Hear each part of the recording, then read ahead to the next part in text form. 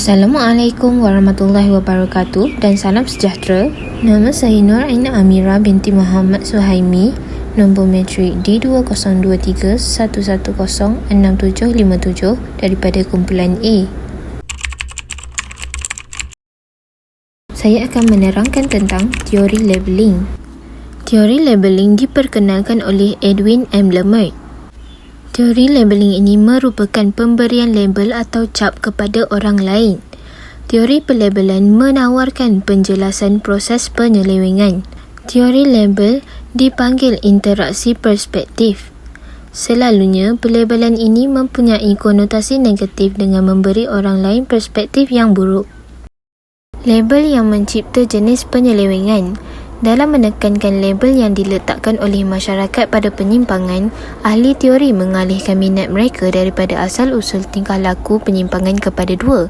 Yang pertama, ciri-ciri reaksi masyarakat yang dialami oleh individu berlabel. Contohnya, apakah reaksi mereka apabila diberi label?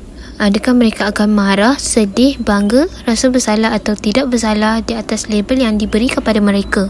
Yang kedua, akibat daripada label ini untuk penyelewengan selanjutnya oleh individu tersebut.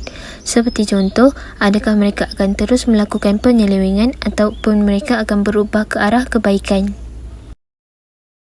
Menurut ahli teori pelabelan, label yang menyimpang mungkin menghasilkan perubahan asas dalam persepsi individu yang dilabelkan terhadap penyelewengan tersebut.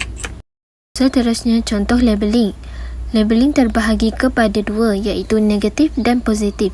Contoh bagi labeling negatif adalah pertama, seorang yang tidak sengaja mengambil barang milik rakannya dilabel sebagai pencuri, manakala remaja yang langgar peraturan diberi label nakal. Sementara itu, contoh labeling yang positif pula adalah pertama, pelajar yang rajin melakukan tugasan dilabel rajin, manakala pekerja yang menyelesaikan kerja pada waktu yang ditetapkan dilabel sebagai pekerja keras. Seterusnya, siapakah yang memberi label? Yang pertama, ejen kawalan sosial yang terdiri daripada keluarga, pihak berkuasa seperti polis dan mahkamah serta cikgu. Yang kedua adalah masyarakat ataupun dikenali sebagai netizen, dan yang ketiga adalah rakan sebaya. Ini adalah antara kesan-kesan labeling terhadap seseorang individu.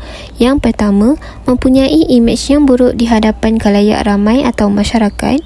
Yang kedua, membuat pihak yang dilabel semakin merasa diri diasingkan dan dianggap tidak ada. Wujudnya batas interaksi serta hubungan sosial antara diberi label dengan masyarakat. Ketiga, hilang kepercayaan diri dan sentiasa berfikiran negatif. Mereka juga akan merasakan diri mereka selalu dipandang sebelah mata. Dan yang keempat, menyimpang secara terus-menerus. Labeling yang negatif akan membuatkan pihak yang diberi label terus berbuat hal yang sama ataupun terus menyimpang. Akhir sekali, kuasa untuk melabel. Kumpulan tertentu mungkin mempengaruhi kriteria yang membimbing pentadbiran undang-undang jenayah seperti polis dan mahkamah. Persaingan stigma antara kumpulan berbeza yang mempromosikan peraturan bersaing dan definisi penyelewengan, penentuan tingkah laku masyarakat sebagai devian sentiasa mencerminkan kuasa relatif kumpulan ini. Oleh itu, kumpulan yang paling tidak berkuasa paling kerap membawa label penyimpang, termasuk penagih dadah, alkohol dan pesakit mental. Ahli teori pelabelan mendakwa bahawa kumpulan yang tidak berkuasa kelihatan tidak seimbang dalam statistik rasmi tentang penyelewengan kerana berat sebelah kelas mempengaruhi tindakan ejen kawalan sosial.